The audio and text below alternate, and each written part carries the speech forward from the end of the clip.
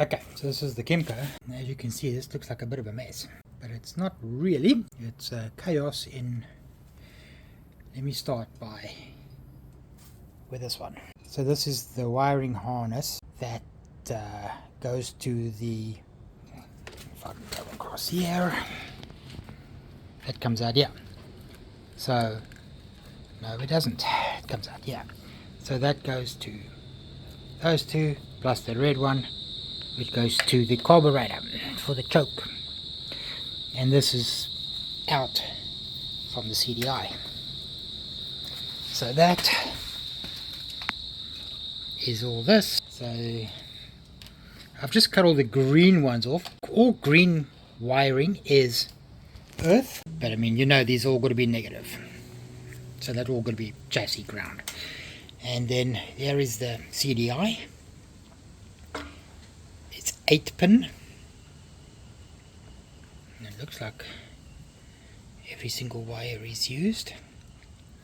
I was a bit confused at the beginning because if you look a bit further down, you'll see another box. And then you would think that is the CDI, because it looks like a CDI. But this is actually the headlight controller. It's a part number there. That's the headlight controller. And that's the part number there. I'll actually give you out of here as best I can. So that, and obviously you've got your regulator here. Turn it around. Which then fastens. So that goes on that side. So, I mean, that's basically your pink, green, yellow wire, which is the same pink, green, yellow wire on this. So that basically comes all the way out there. Then you got your positive going into it, and then you got this black with the blue going up there, which I've obviously still got to try and figure out what it does. But I mean, the main thing is I can't just go and cut this whole harness out, because I'm obviously going to keep the Zoot with all its lights and everything working the way it must. So this is, I just need the wiring for the motor itself, for the engine, and all its wiring onto that one. So we've got to make it all work.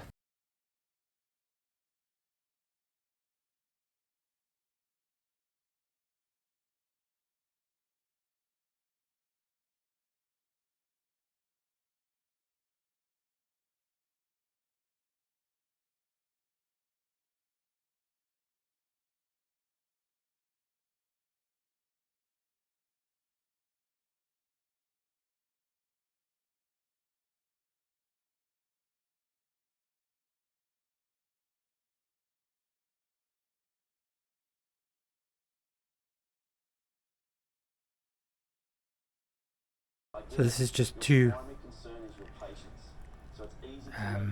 eye terminals that actually just fasten together, but you can just make a straight thing or whatever. I mean, it's just this simple to make. I made this years ago.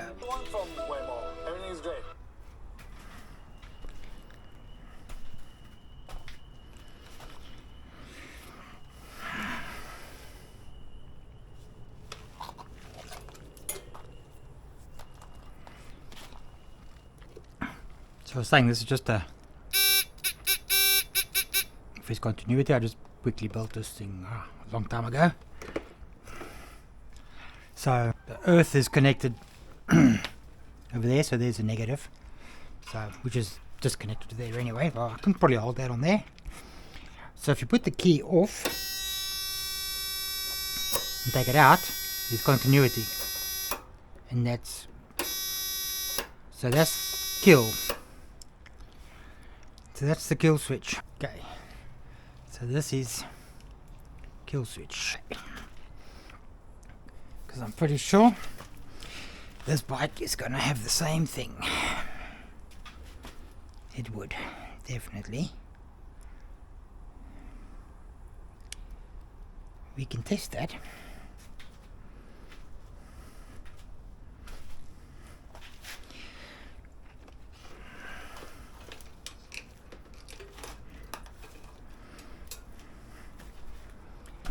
This bike would need to do the same. So that's the purple wire here. I'm also thinking, damn it, oh, yep.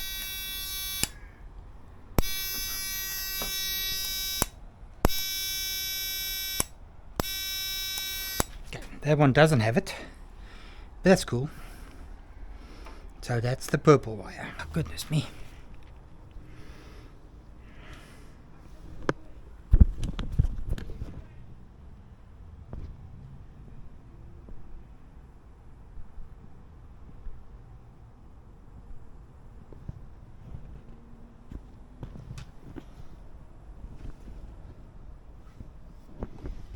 So I'm going to leave most of the bike's wiring on. I'm also going to leave the solenoid, so most of the other stuff, because I mean you can see this bike's pretty destroyed. It's bent over here.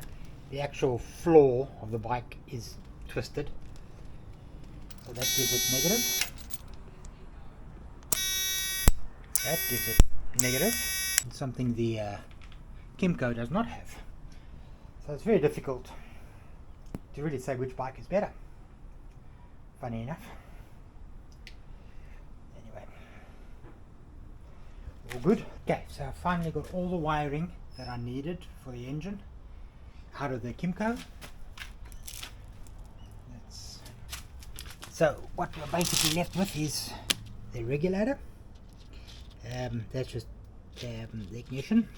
So that's the black wire with a little blue tracer. Green is just earth. That's also going to be ignition, but it's already connected there, so I'm not going to worry too much about that. That all runs through. There's the ignite, the CDI. So the green wire from there is earth as well, so that will just go with that one. And then the blue is the kill switch one, so that comes from, so when the key is switched off, this gets negative. And well, on the Kymco, I think that's the only thing, the key is switched off, this one gets negative. On the other bike, on the Zoot, it's actually got its own kill switch as well as on the stand, so that will get negative there, so that killed the. And then there's also this little resistor that is built into the whole thing, and then these wires go to the into the engine itself. So this one is for the carburetor, and then this is for your stator and the charging system on the actual bike itself. So in the end, it's pretty simple, but because I can't find a wiring diagram for this thing that's actually for this thing, it's been a bit of a. So yeah, there's the coil with its plug lead. Oh, and then this one here is the TPS. So there's a earth as well, so that will go negative as well. And then you have a purple and black and purple and red, which run. Very difficult driving with two bikes tied together, but we have life. Okay, so that's the Kymco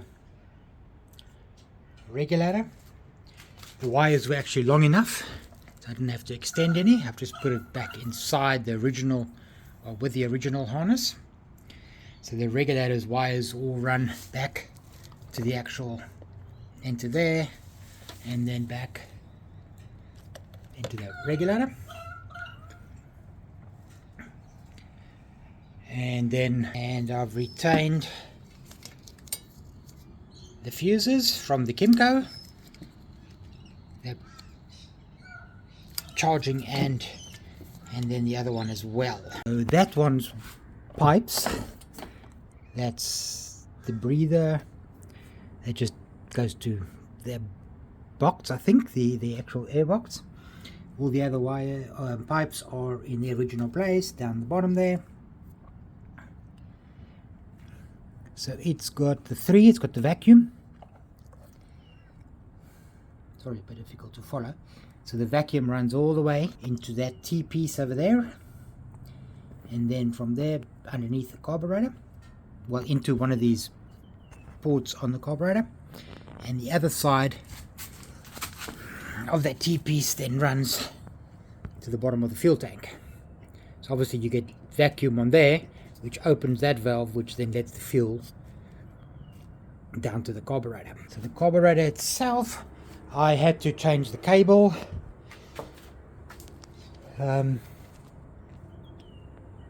Because of the way the carburetor worked on the old carburetor, pulled through the middle. So now this one's obviously got the little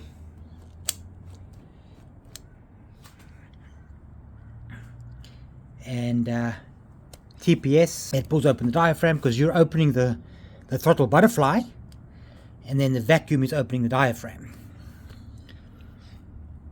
Where on the other carburetor you were pulling through the middle, so you didn't have a diaphragm, you were opening it yourself.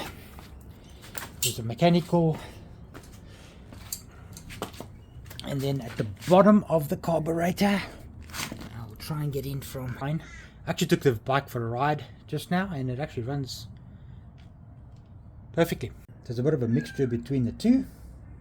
I like the way it's come out. I had to do a bit of modifications on the fan housing to get that arm is actually now a little bit in the way, but you can't really see now, but through the bottom there, so it's the same mounting points as what the original motor was, which is over here. Only difference is this one runs with 2 bearings and that one has got 2 bushes.